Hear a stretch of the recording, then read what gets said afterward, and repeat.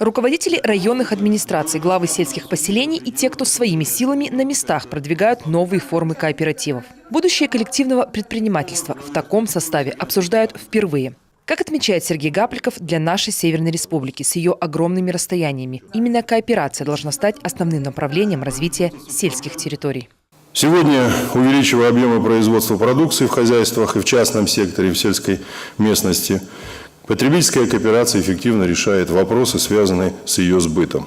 И это стимулирует расширение производства, это создает новые рабочие места, конечно же, повышает достойный уровень зарплаты, ну и главное, дает людям возможность улучшить условия своей жизни именно в сельской территории и формирует уверенность в завтрашнем дне.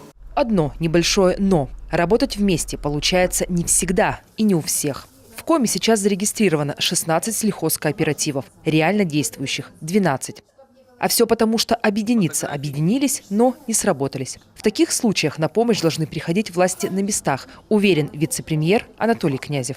Не так просто все, допустим, собрать людей, опять в колхозы, кооперативы, и возникают разные проблемы в взаимоотношениях.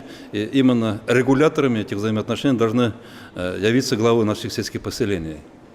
Это важный составляющий момент для них, потому что население им верит, население их выбрало, и они знают настроение людей. К примеру, в Усть-Куломском районе работают 2 СПК.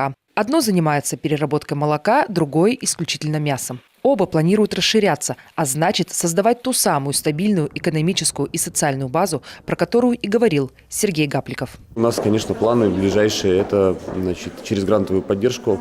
У нас есть здание хлебозавода бывшего, которое пустует, открыть на его территории переработку мяса. То есть полуфабрикаты, колбаса, пельмени. Есть у Тимышева Сергея Алексеевича, у кооператива Усть-Куломский такие идеи, мы их поддерживаем. Впрочем, пока на эту самую грантовую поддержку сельхозкооперативы заявляются неактивно. В этом году региональный Минсельхоз выделит всего 2 субсидии на проекты по переработке рыбы и дикоросов. Грибами и ягодами планируют заниматься в Усть-Вымском районе. Специально под грантовую поддержку он разработал проект стоимостью 6 миллионов рублей. Грант у него составил 1 миллион рублей и планирует построить новый модульный объект с холодильными оборудованиями, что позволит значительно увеличить объемы сбора дикоросов у населения, что немаловажно, да, и последующая реализация, в том числе через нашу торговую сеть МАТЭ. Будущее есть не только у сельскохозяйственных кооперативов, уверены эксперты. Потребительские, строительные, обслуживающие, кредитные сегодня пока лишь набирают обороты в регионе. В Прилузском районе 5 потребительских кооперативов. И по словам местных властей, именно они главный гарант продуктовой стабильности в муниципалитете. Обеспечивает население 47 населенных пунктов, работает в потребкооперации более 300 человек.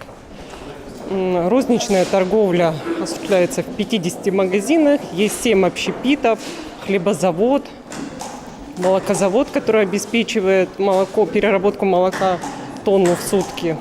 А еще, развивая кооперативы, удастся остановить миграцию сельского населения в город, уверен Сергей Гапликов. Сделать перспективными сельские территории региональному правительству как раз смогут помочь такие коллективные формы предпринимательства.